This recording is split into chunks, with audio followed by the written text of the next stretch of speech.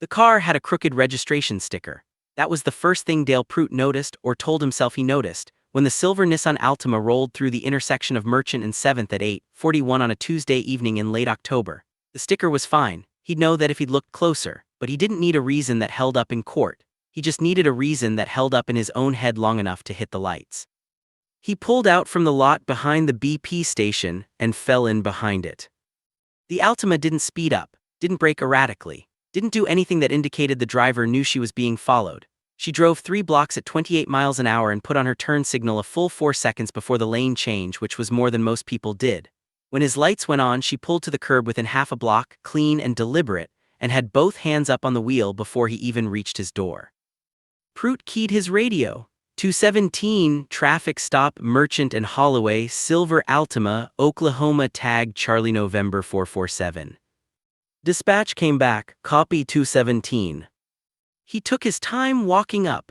It was something he did with women, not all of them, not consciously, or that's what he'd have said, but he walked slower, came to the window on a diagonal, hand not on his holster but near it. The way he carried himself said something without him saying it. She was about 38, dark hair pulled back, no jewelry except small studs in her ears. She was wearing a plain black blazer over a gray shirt, dress slacks, flat shoes. The kind of clothes that came from somewhere between professional and forgettable. No makeup except maybe a little at the lash line. She was looking straight ahead through the windshield when he got to her window, both hands still at 10 and 2, which people did when they were scared or when they knew exactly how this was supposed to go. "Ma'am," he leaned into the sill, not resting his arm on it but close. "License, registration, proof of insurance." She opened the glove box without being asked. The rental agreement was already folded on top. She handed it to him along with a Texas driver's license and an insurance card she'd already pulled from her wallet. He looked at the license. Nora Elena Vasquez, Dallas, address on Maple Street, 5'4", 130 pounds, brown eyes. DOB put her at 38, which he'd guessed right. "You know why I stopped you?" "No," she said. She said it without attitude, without a question mark, without the nervous upswing most people put at the end of that word. "Lane change back on Merchant. You cut over without proper signal distance." She didn't argue. He watched her face. She blinked once slowly, then looked back through the windshield. "You're in from Dallas?" "Yes." "What brings you to Ridgecrest?" "A beat work." "What kind of work?"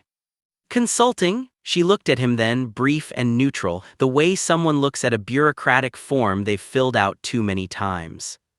He tapped the license against his palm. "Consulting for who?" "A few different clients. It's contract work." "You staying somewhere in town?" "Comfort Inn on Route 9. He looked back at the car. Standard rental, no personal items visible except a slim laptop bag on the back seat and what looked like a paper coffee cup in the center cup holder. Clean, organized. "Sit tight," he said and walked back to the cruiser. Marcus Webb was his partner, 26 years old and 8 months out of the academy, sitting with the in-car laptop open, running the plate before Prout even got back in. "Clean," Webb said. "Rental comes back to Enterprise in Tulsa. No wants, no warrants on the name." "What about the Texas address?" Webb typed, "Nothing." Prout sat there. He should have written the warning and sent her on her way. He knew that. On some functional level he knew that the way you know a decision is going to cost you something before you've even made it, the way certain choices feel like stepping off a curb in the dark. But there was something about the way she'd answered him. Not scared, not accommodating. Cooperative, yes, but cooperative the way a person is cooperative when they're documenting everything in real time and choosing their words with care. He didn't like it. "I'm gonna go back up," he said. Webb looked at him, didn't say anything. Prout got out. She had her window down when he came back. He handed her the license but kept the rental agreement. "I'm going to need you to step out of the vehicle for me." She turned her head toward him. The overhead streetlight caught one side of her face. "Am I being detained?" "Just need you out of the car, ma'am." "I'd like to understand why, if that's okay." "Step out of the vehicle." There was a moment where she looked at him the way a person looks when they're making a decision about whether to spend energy on something or save it. She saved it. She unclipped her seatbelt, opened the door from the inside and stepped out. She was about 5'4" without heels, and she stood with her arms slightly away from her sides, which was what you did when you knew you were being looked at by someone with a weapon. "Do you have anything in the vehicle I should know about? Weapons, narcotics, large amounts of cash?" "No." "Any prescription medications?" "No." "You mind if I take a look in the vehicle?" "I do mind, yes." He looked at her. "I'm not consenting to a search," she said. "You can detain me if you have reasonable suspicion of a crime, or you can let me go. You're being awfully specific about your rights for someone doing routine consulting work. Most people know their rights, they just get scared and forget them." Pruitt took a breath through his nose. The evening smelled like cooling asphalt and somebody's neighbor grilling 3 blocks away, and the faint industrial smell that came off the river when the wind was from the south. He'd lived in this city his entire life. He'd been on this police department for 17 years, and he'd had this exact conversation before with men and women both, and the ones who were calm like this either had nothing in the car or they had something very specific they were waiting to say. "Turn around and put your hands behind your back." She looked at him for a moment that lasted longer than it should have. "On what charge?" "Obstruction of a police investigation." "I answered every question you asked." "Ma'am, turn around." She turned around. She put her hands behind her back and she didn't resist and she didn't say anything more. He cuffed her, not rough, not gentle, the middle pressure you used when you were making a point but still wanted to write it clean in the report, and he walked her back to the cruiser. He opened the rear door and she got in without being guided, without hitting her head, sitting upright and still and watching through the glass partition as he went back to the Altima and called for Webb to come up so they could do an inventory search. Webb got out of the car slowly. He stood near the bumper while Pruitt went to the passenger side of the Altima. "What are we looking for?" Webb said. "Just inventory it." She didn't consent. "It's a traffic stop with a subsequent arrest. We can inventory the vehicle." Webb didn't say anything else. He got his flashlight and started on the trunk. The laptop bag had a luggage tag on it. Pruitt turned it over. The tag had a line for company, and whoever had filled it out, presumably, had written DOJOIG in small, neat block letters, and then what looked like a Washington, D.C. zip code, and then a phone number with a 202 area code. He looked at it for 2 seconds. He put the bag back where he found it. Ridgecrest, Oklahoma, population 41,000, sat in the crease between 2 low ridges in the northeastern part of the state, about 40 miles from the Arkansas border. It had been a mining town before the mines gave out, and a manufacturing town after that, and now it was the kind of place where 3 generations of the same family sometimes worked the same precinct. The police department ran 82 sworn officers out of a building on Commerce Street that smelled of burnt coffee and old carpet, and if you worked there long enough, the place started to feel less like employment and more like a condition. You just were there, you'd always been there, it was hard to imagine anything else.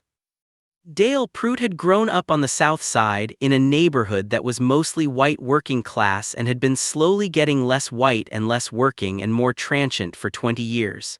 His father had driven a fuel truck. His mother had done bookkeeping for a concrete company. He'd done 1 year at the community college in Tahlequah before applying to the department, and he'd been good at the job, genuinely good at first, in the way that some men are good at things that give them structure and authority, because structure and authority are what they needed most. He'd made sergeant at 34, which was younger than most. He had 3 commendations and 1 sustained misconduct finding from 2019, a use of force thing involving a man named Terrence Allard who'd been walking home from a gas station and hadn't moved fast enough when Pruitt told him to move. The finding cost Pruitt a 2-week suspension and a note in his file. Allard had settled with the city for $42,000. Pruitt knew the amount because his lieutenant had told him, not as a reprimand, but almost as a warning about what things cost. He didn't think about Terrence Allard very much. That was true, not a rationalization. He had a capacity for not thinking about things that had served him through a divorce and a father's death and a department that had its own institutional memory about what you talked about and what you didn't. His ex-wife, Sandra, had a name for it. She called it his talent for moving on. She hadn't meant it as a compliment. He processed Nora Vasquez through booking at 9:14, fingerprints, Photo, the standard sheet, height, weight, address, employer.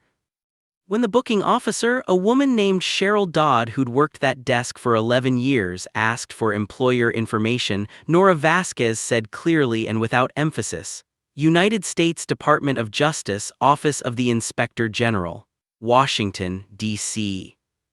Cheryl Dodd wrote it down the way she wrote down everything, methodically and without apparent reaction, because that was what 11 years of booking did to you.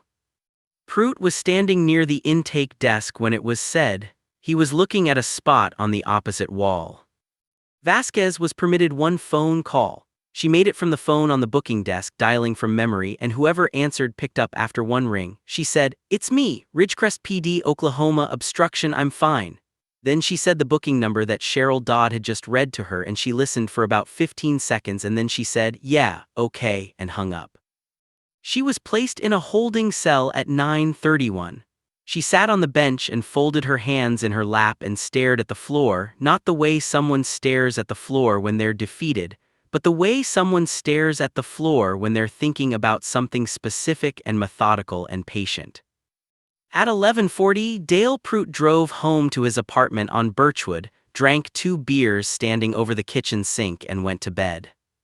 He slept fine. That would matter later, the fact that he slept fine. His lawyer would tell him not to mention it. He'd mention it anyway. In the morning, he showered and dressed, and was in the parking lot of the department at 7:15, which was earlier than his shift but later than usual for him. He liked to come in early, get coffee, sit at his desk before the place filled up. There was a particular quiet in the building before 8 that he valued in the same unexplained way some men value quiet bodies of water or empty highways. Something about space before the day compressed it.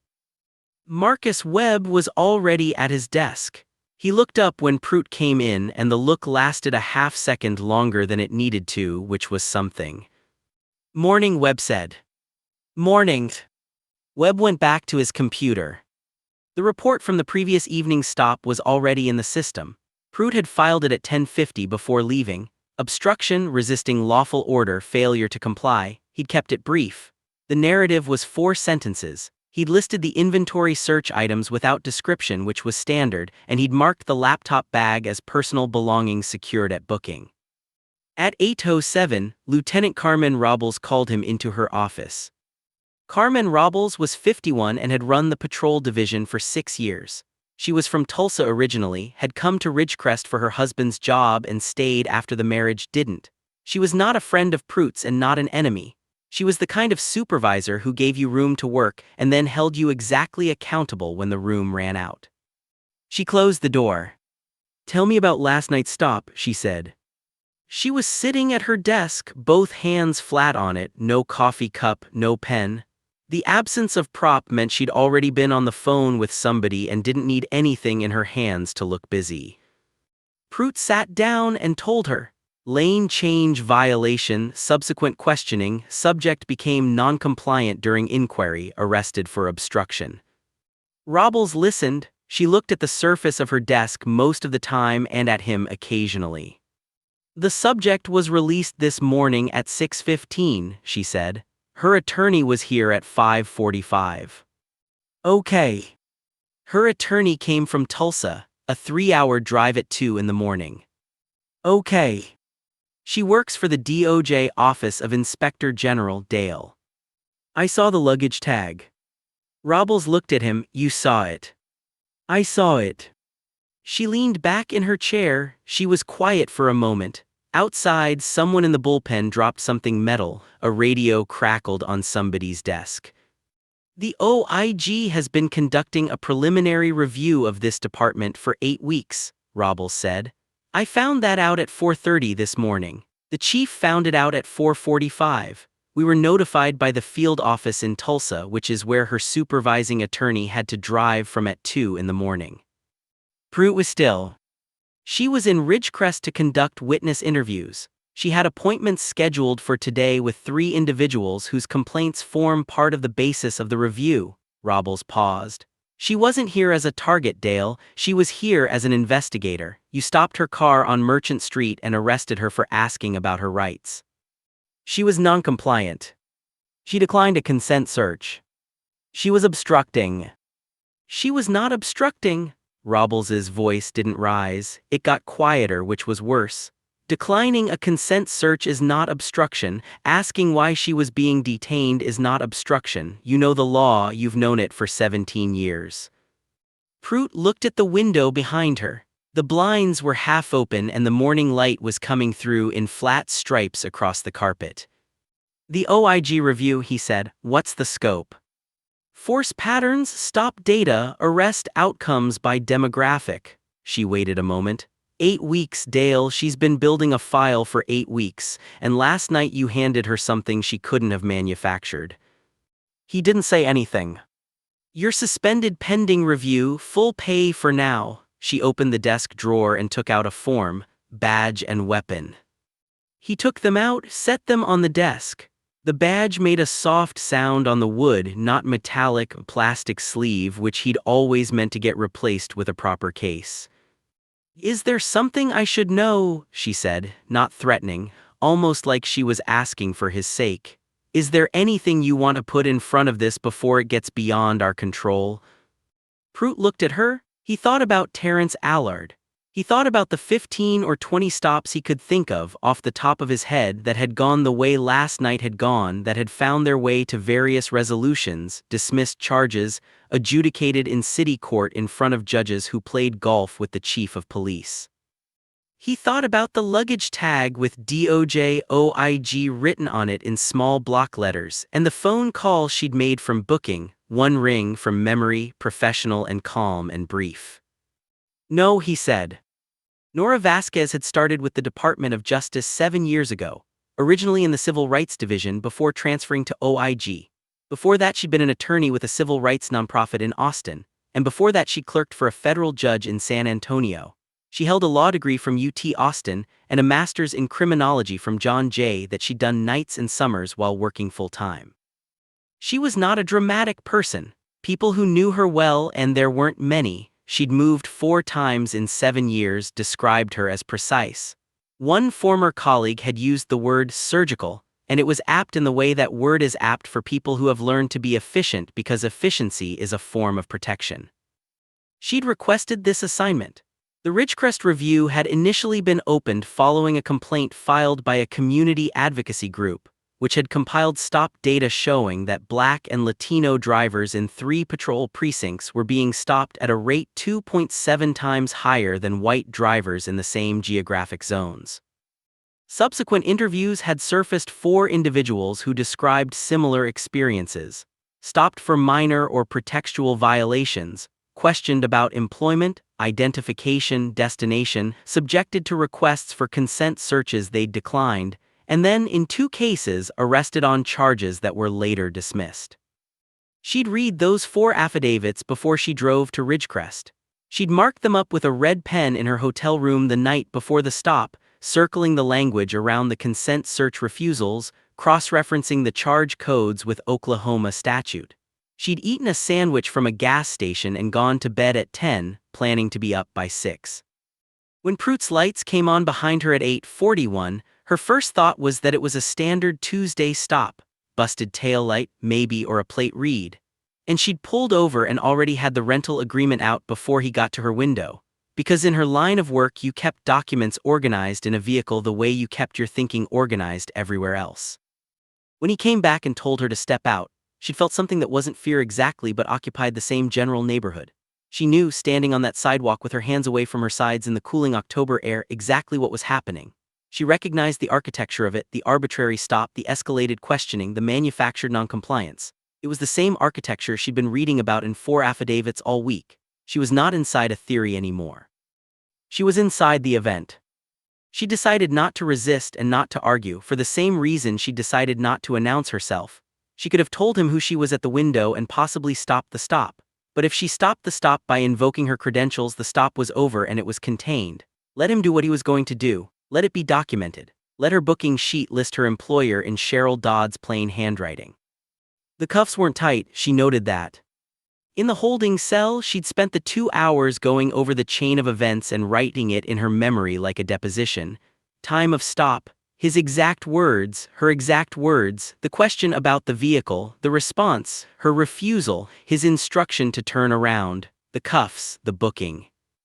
The phone number she'd called from memory, which belonged to her supervisor, Jonathan Park, in the Tulsa field office, who'd answered on the first ring because he was the kind of person who slept with his phone on the pillow when one of his investigators was in the field alone.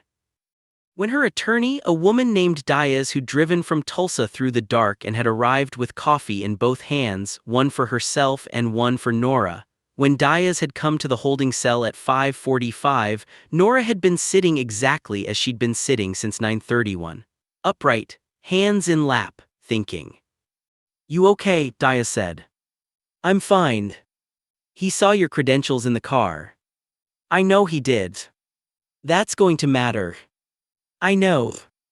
The OIG field office in Tulsa occupied part of the third floor of a building on Denver Avenue, glass and beige stone from the 90s, the kind of building that had a lobby directory with a dozen government agencies listed and inspired in passers-by a complicated mixture of bureaucratic anxiety and civic reassurance. Jonathan Park was 44, Korean-American, compact and unhurried, a man who'd been a federal prosecutor for 6 years before moving to OIG and who brought to investigative work the same quality he'd brought to prosecution, a reluctance to move until he could see the whole shape of the thing. He had a full staff meeting at 7:30 the morning after the stop. 4 attorneys, 2 investigators, 1 paralegal. He told them what had happened without drama. He described the sequence, the charge, the release. He asked Nora Vasquez to walk through the stop herself, which she did from a standing position, her coffee getting cold on the conference table. After she finished, Park was quiet for a moment. "The charge won't survive arraignment," he said, which I assume he knows or will know by the time his department's attorney looks at it. "What does it do to the review?" one of the attorneys asked. "It accelerates it." Park capped his pen. "We had a preliminary inquiry, now we have an incident, the question is scope. We were looking at stop data and 4 documented complaints. Now we have a 5th incident involving an officer with a prior sustained misconduct finding, conducted with observable pretext, against a federal investigator who was in the city in connection with an active inquiry into his department." He looked around the table. "That's not a preliminary inquiry anymore. That's a civil rights investigation with federal jurisdiction." The paralegal wrote something down. "Nora," Park said, "I want your written account on the system by noon. Full narrative, every detail you remember in sequence. Don't editorialize, don't frame it, just the facts as they occurred." "It's already drafted," she said. Park almost smiled. "The 3 witness interviews you had scheduled for today," he said. "Reschedule them for Thursday. I want Marcus Webb interviewed before then." "Webb was the partner," Nora said. "I know, he was there, he ran the plate, he heard the justification, he watched the arrest. Whatever he tells us, it's useful." He looked at the table for a moment. "One more thing, I want this contained. Nothing goes to anyone outside this room until we have a complete evidentiary picture. No leaks, no informal conversations with local press. When this moves, I want it to move whole." Nobody said anything. "Okay," Park said, "let's get to work." Dale Pruitt spent the day at his apartment. He cleaned the bathroom, which he'd been meaning to do. He ate cereal for breakfast and a frozen lasagna for lunch and sat in front of the television watching a soccer game in a language he didn't speak. He drank 2 beers starting at 3 in the afternoon, which was early even for him, but it was a suspension day, and the rules of suspension days were different. He was not a stupid man, he could see the shape of what was coming. He'd understood it in pieces since reading the luggage tag the night before, and by now the pieces had assembled into something he couldn't avoid looking at directly. He'd arrested a federal investigator who was investigating his department. He'd done it after seeing her credentials. He'd done it because she'd calmly and correctly declined a consent search, which was something the 4 complainants in whatever file she was building had declined to do, and he'd treated her declining it the same way he'd treated their declining it, as something that required correction. He hadn't thought of himself as someone who did that. Even now, sitting on a second-hand couch with a beer going warm on the armrest, he was having trouble holding the thought steadily enough to look at it. He knew cops who were straightforwardly dirty. Took money, falsified reports, ran drugs through seized inventory. He wasn't that. He knew cops who were deliberately, consciously prejudiced in the way that organized hatred is prejudiced. He wasn't that either, or didn't believe he was. What he was harder to name and, in certain ways, more durable than either of those things. He called his lawyer at 4 in the afternoon. His lawyer was a man named Patrick Hennessy who handled municipal defense cases and some criminal work, who had the number of Ridgecrest's city attorney in his phone and had used it before on Pruitt's behalf. "You need to not talk to anyone," Hennessy said. "I know. Not the department, not your lieutenant, not a reporter if one calls, no one." "I know, Pat." "Who did she call from booking?" "Her supervisor, DOJ field office." There was silence on the line. Pruitt could hear Hennessy breathing, which meant he was calculating. "The OIG has been sniffing around the department for 2 months, Pruitt said. "I didn't know." "Where did you hear that?" "Robles told me this morning." More silence. "Dale, did you know who she was when you arrested her?" He looked at the television. The soccer game had been replaced by a commercial for a truck. "I saw a luggage tag in the car during inventory." "You're telling me you saw a DOJ luggage tag and still processed the arrest?" "I'm telling you what happened." Hennessy let out a breath that was not quite a sigh. "This is federal jurisdiction, Dale. This is not traffic court. This is not even state court. Whoever her supervisor is, they're going to file a civil rights complaint, and from there it goes uphill fast. Best case scenario for you is a quiet resignation and a negotiated agreement where you don't get federally indicted. That's the best case." "What's the worst case?" "Color of law," Hennessy said. "Deprivation of rights under color of law, that's federal. That's 18 U.S.C. 242. That's up to a year if they don't prove willfulness, up to 10 if they do, up to life if someone got hurt." He paused. "Nobody got hurt physically, but Dale, you saw the credentials and you kept going." Pruitt didn't say anything. "I need you in my office at 8 tomorrow morning," Hennessy said. "Okay. Don't drink tonight." He looked at the beer on the armrest. "Okay." He drank 2 more after he hung up. Marcus Webb had grown up in Ridgecrest, not south side, north side near the college, in a neighborhood that was half residential and half the slowly advancing edge of a commercial district that never quite arrived. His father owned a paint contracting business. His mother was a nurse at the regional hospital. He'd applied to the police department because it was stable employment, and because he believed, with the sincerity of someone who hasn't yet had cause to stop believing, that it was a useful thing to do. 8 months in, he'd made 34 traffic stops. He'd issued 14 warnings, 11 citations, and had been present at 6 arrests. Of those 6, he'd made 2 himself and been secondary on 4. The 4 where he'd been secondary were all Pruitt's, and 3 of them had produced arrests on charges that made Webb uncomfortable in the middle of the night when he lay awake reviewing his own behavior with the particular thoroughness of someone who has recently made a decision they're not sure was the right one. Last night was the 4th. He'd been in the car running the plate while Pruitt went back to the Altima the second time. He'd seen Pruitt take a long time near the passenger side before coming back. He'd heard the arrest. He'd done the inventory. He'd seen the luggage tag, had read it, DOJ OIG, and turned it over carefully and placed it back in the bag. Because Pruitt was 3 feet away, and because Webb was 8 months out of the academy, and because there was a thing that happened in the space between what you knew was right and what you actually did, a kind of temporal failure, a hesitation that lasted 1 second and cost more than you knew yet. He lay in his bed that night and replayed the luggage tag. He sat at his desk the next morning and looked at his computer and thought about the luggage tag. He ate a microwave burrito at 11 for lunch and thought about it then too. At 2 in the afternoon, a woman called the department's public line and identified herself as Elena Diaz, attorney for Nora Vasquez, and asked to speak to the officer who had conducted the inventory search. She was routed to the front desk, who routed her to the watch commander, who routed the message to Webb's voicemail. Webb listened to the voicemail twice and then went and sat in his car in the parking lot for 11 minutes. He called Diaz back at 3:17. The OIG interview with Marcus Webb took place on Thursday morning at 9 o'clock in a conference room at a law firm in Tulsa that Nora's office sometimes used for sensitive conversations. Webb drove up alone. He wore his civilian clothes, khakis, and a blue button-down shirt, and he arrived 15 minutes early and sat in the lobby with a paper cup of water that he didn't drink. Nora Vasquez was not in the room. It was Park and one of the staff attorneys, a woman named Fisk, and a court reporter. Park explained the process. Webb was not under arrest, he was speaking voluntarily. He could have an attorney present if he chose. He could decline to answer specific questions.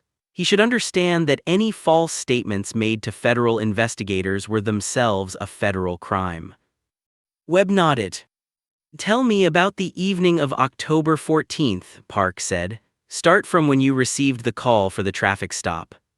Webb talked for an hour and 20 minutes. He described the plate run, the initial approach, the second approach, the arrest. He described the inventory search. He described the luggage tag. "You read the tag," Park said. "Yes." "What did it say?" Webb quoted it verbatim. He had not forgotten it. "Did you say anything to Sergeant Pruitt after reading the tag?" "No."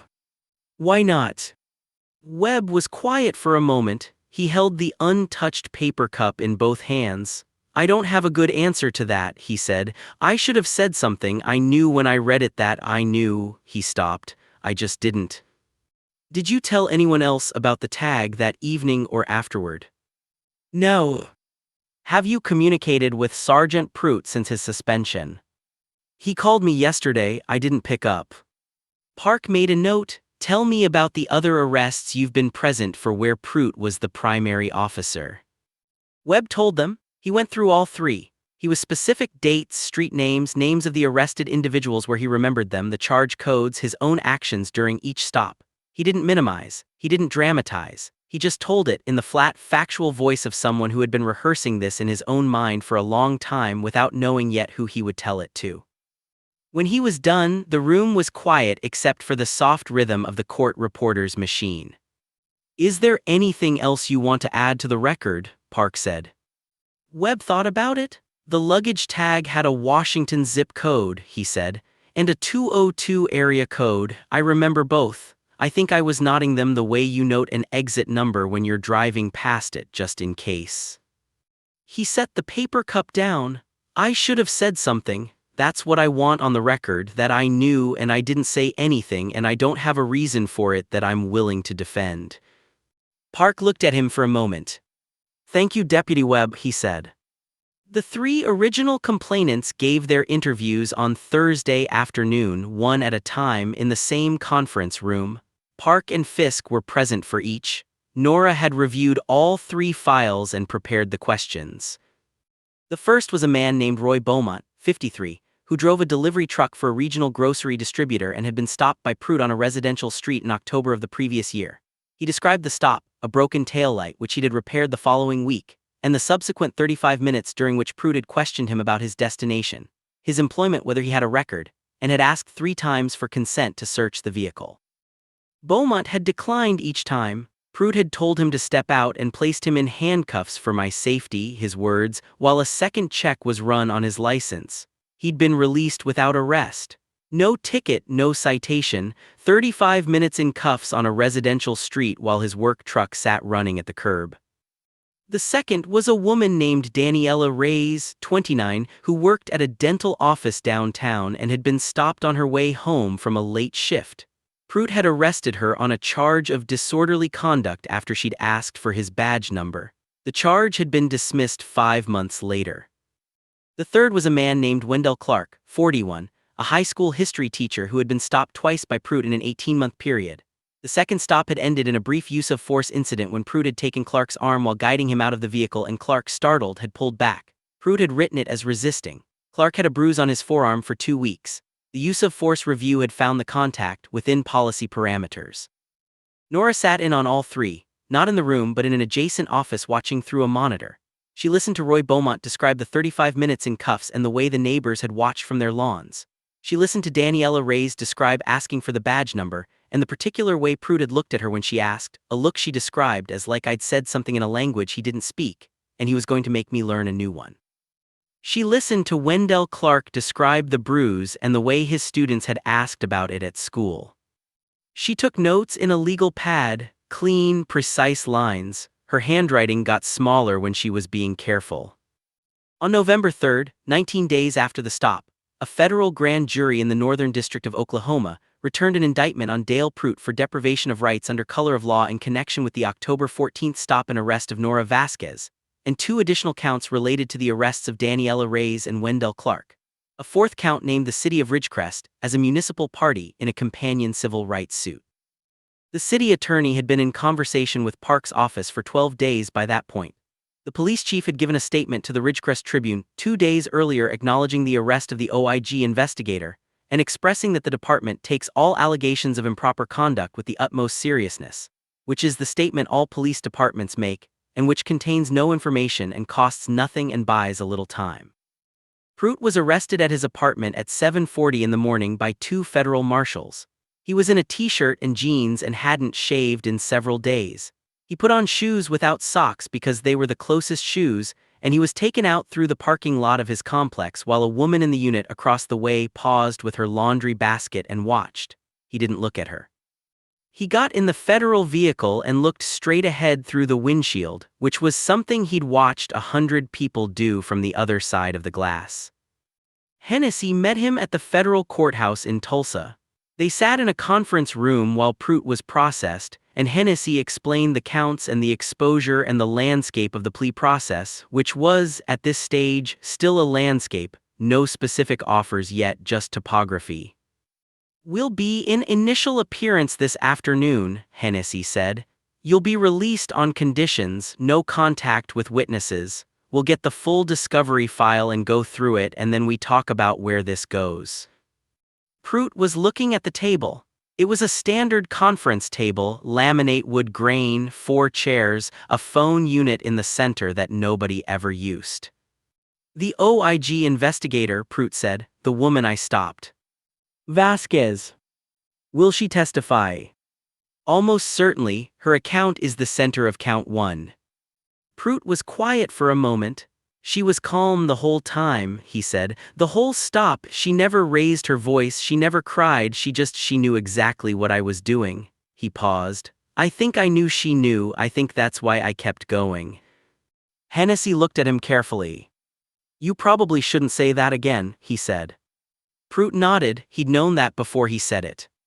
The arraignment was brief. Not guilty plea as advised, bail conditions, surrender passport, no contact with named witnesses, report weekly to pretrial services. The Ridgecrest Tribune ran the story on the front page with Pruitt's department photo, taken in 2018 when he was 38 and looked it, and a photo of the federal courthouse entrance that the paper apparently kept on file for occasions like this. The story was factual and not sensational, which was unusual for small market crime coverage, and reflected the fact that the reporter, a woman in her 30s who'd been covering the courthouse beat for 6 years, had called the OIG's media office and received a brief, precise statement that made it difficult to editorialize.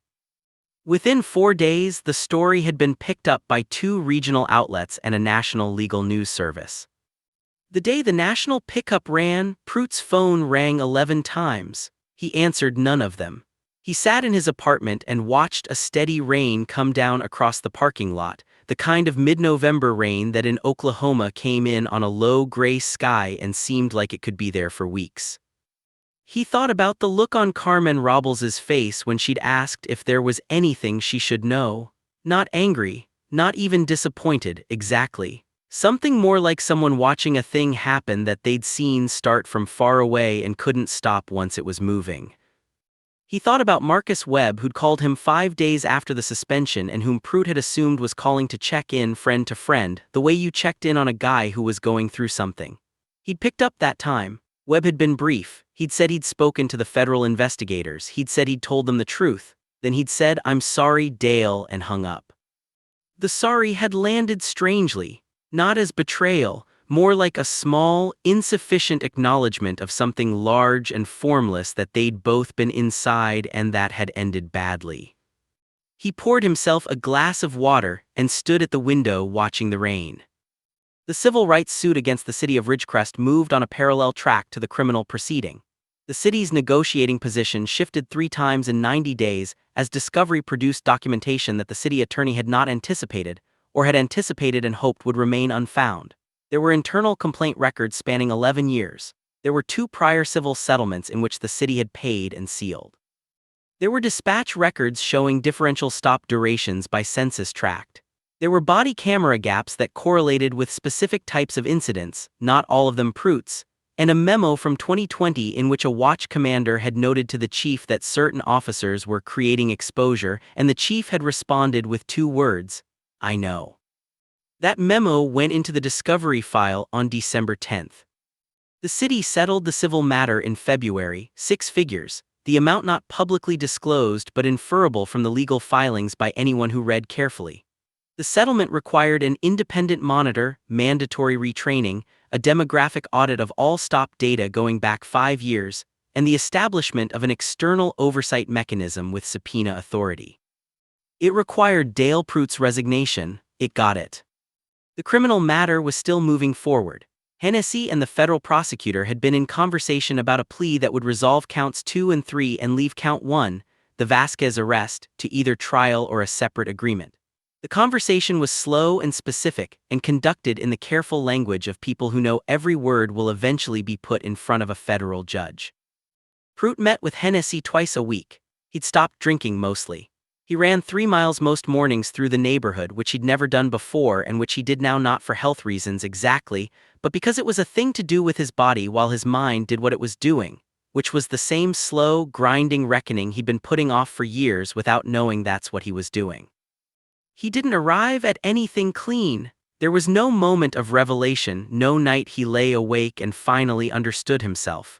It was slower than that, more like sediment shifting, nothing you could point at but something that slowly changed the way the light fell in the water. He thought about Terrence Allard. He thought about Daniela Reyes asking for his badge number and the look he'd given her.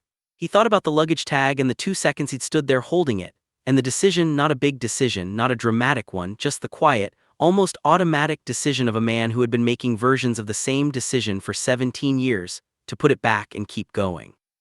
What he kept coming back to was not the moment of the arrest.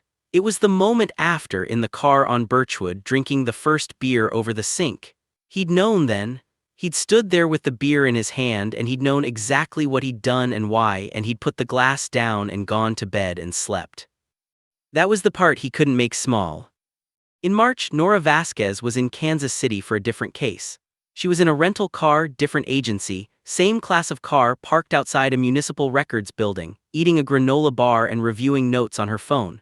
The Kansas City case involved a corrections facility and a different set of patterns, and she'd been on it for 3 weeks and expected to be on it for 3 more. She thought about Ridgecrest sometimes, not obsessively, not in the way a thing replays when it's left unresolved, but in the way any event you've been inside tends to recur: a street name, a sound, the specific quality of Oklahoma autumn air when it smells like asphalt and distant smoke.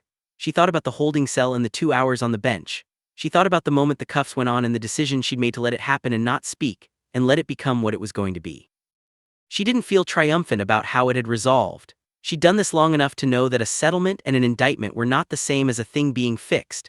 The department would have a monitor. Pruitt would plead or be tried. The 3 complainants would receive some form of compensation. Roy Beaumont would still have the memory of 35 minutes in handcuffs on his own street with the neighbors watching from their lawns. That was the math she worked in. Not the before and after of a single case, but the slow, aggregate reality of what it actually cost people to live in a place where the law was deployed selectively, and what it cost to try to do something about it, and what was actually changed when you did. She finished the granola bar, folded the wrapper into a tight square the way she always did, some habit from childhood she'd never examined, and put it in the cup holder. She picked up her phone and dialed into a conference call. The plea agreement was reached in April. Pruitt pleaded guilty to 1 count of deprivation of rights under color of law in connection with the Vasquez arrest. The Reyes and Clark counts were resolved as part of the agreement, which carried a sentencing range that Hennessy had negotiated into the lower end. The agreement also required Pruitt's permanent decertification as a law enforcement officer in the state of Oklahoma, which meant he could not be hired as a cop again in any jurisdiction that ran a background check. Most jurisdictions ran a background check. He stood in the federal courtroom in Tulsa in a dark suit that was slightly too big for him. He'd lost weight since October, with Hennessy beside him and the judge above him, and a packed gallery behind him that he did not look at. He said the required words. He said, "Yes, Your Honor," in the right places. The judge's voice was even and explanatory and not unkind, the voice of someone administering a procedural reality that existed outside any individual's feelings about it. Sentencing was set for June. He walked out through the courthouse hallway, Hennessy beside him, and they went down the steps to the street where Pruitt's car was parked a block away. It was a warm April day, the kind that came after a wet spring, the trees along the block newly green, the air carrying something almost sweet. He and Hennessy talked about next steps and documentation and the sentencing process, standing on the sidewalk for a few minutes before Hennessy had to leave for another appointment. They shook hands. Hennessy walked to his car. Pruitt stood there for a moment. A city bus went past. A woman walked by pushing a stroller and talking on her phone. He'd been in this city for 44 years and the city looked exactly like it always had, which was both ordinary and somehow wrong, the way the world looked ordinary after something had changed in it that the world wasn't going to acknowledge. He walked to his car. He sat in it for a while without starting it, his hands in his lap. Through the windshield, a parking enforcement officer was moving down the block, tablet in hand, stopping at each car and looking at the meters. She was wearing a city vest and keeping a steady pace, her head down, methodical. She got to the car in front of Pruitt's and stopped, looked at the meter, wrote something, moved on. She didn't look up. The city moved around him the way it always moved, indifferent and continuous. And after a while he started the car and pulled out and joined the traffic on Denver Avenue, one car among the many, heading in the direction he'd come from. And